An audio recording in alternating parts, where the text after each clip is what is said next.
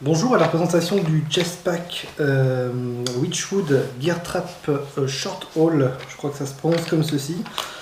Alors avant de commencer, Witchwood c'est une marque je crois qui est principalement positionnée sur la carpe mais qui depuis quelques années fait du matériel de mouche mais qui n'est hélas pas importé ou alors pas très bien importé chez nous en tout cas.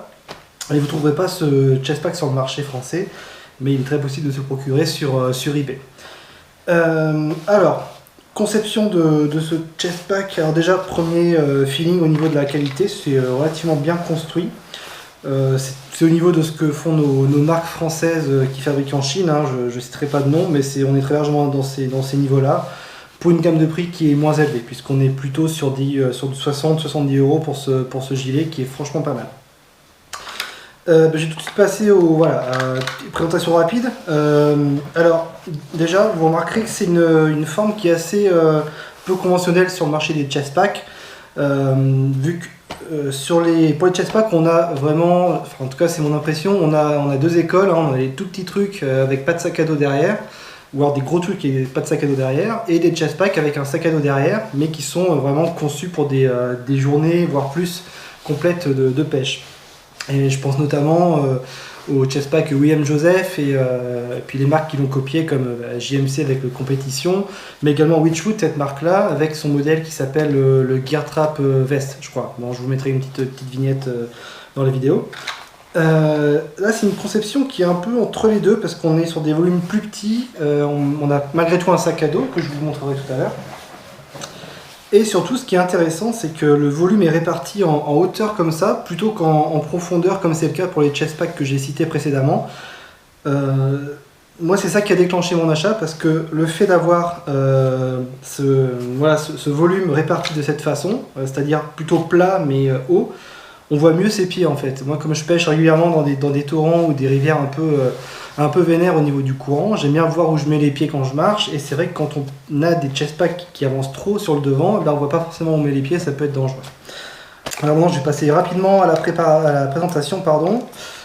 Donc il est composé sur le devant de deux poches, donc une petite ici avec un filet sur le devant dans lequel je mets bon, moi en l'occurrence je mets des fils de couleur pour mes indicateurs nymphes et puis un peu de fluoro.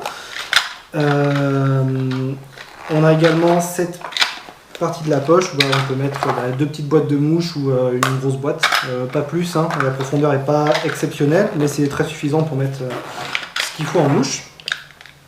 On a des anneaux ici, moi j'ai accroché mes bobines de fil dessus, mais voilà, on peut accrocher toutes sortes de choses. On a des rétracteurs ici qui sont d'origine, hein, qui sont incorporés dans le chestpack. Moi je m'en sers pour mettre des ciseaux d'une part et un coupe-fil d'autre part. Je vais remettre les ciseaux en place, voilà. Bon là j'ai accroché ma graisse à mouche comme ceci, mais bon c'est pas l'emplacement fait pour, mais vous voyez on peut faire à peu près ce qu'on veut avec. Maintenant je vais passer à la poche compartiment principale. Alors comme je vous l'ai dit, c'est une grande surface qui fait que quand on le déploie, on obtient une surface de travail qui est très intéressante quand on est sur l'eau. Je vais essayer de me mettre bien pour que vous puissiez le voir. Alors de quoi ça se compose? On a un accroche-mouche amovible. On a un filet comme ceci, on peut mettre des boîtes plutôt slim, hein, comme ici, voilà, deux boîtes de mouches slim. On a des filets ici dans lesquels on peut mettre les plus grosses boîtes pour pas qu'elles tombent quand on ouvre justement le gilet. Et il y a plusieurs petites poches ici. Bon, moi je mets mon permis de pêche et il y a aussi un crochet pour mettre ses clés. En tout cas, c'est pratique quand on est sur l'eau, quand on veut travailler, on prend une boîte avec ses mouches dedans, on peut la poser, faire son nœud, machin, et puis sélectionner sa mouche pendant qu'on est en train de refaire, je sais pas, un modine ou quelque chose. Enfin, c'est très pratique d'avoir cette station de travail ici. On peut même poser sa canne pour refaire un nœud. Voilà. Donc voici pour la poche avant. Maintenant je vais passer à l'arrière. Donc on peut déclipser sur le côté pour retourner le sac de cette façon. Donc à l'arrière, qu'est-ce qu'on a? On a un filet ici où moi je mets Je mets mes bas de ligne et voilà, réserve de bobine de fil encore une fois. On a l'anneau pour l'épuisette. Et truc très sympa, c'est on a aussi de part et d'autre, on a des anneaux pour accrocher le cordon de l'épuisette. Parce que bien souvent les gilets, on a cet anneau-là. Par contre, il faut se démerder à accrocher où est-ce qu'on peut l'épuisette. Donc ici, ils ont bien pensé à nous avec ces deux anneaux. Et ici, on a une grande poche donc, dans laquelle, vous voyez, il y a ce tube qui me fouette la gueule depuis tout à l'heure. Voilà, je vais la sortir, c'était vraiment pour la démo.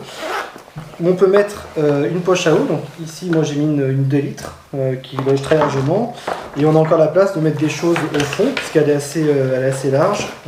Par exemple, des moulinets, ou des bobines, ou le 4 heures.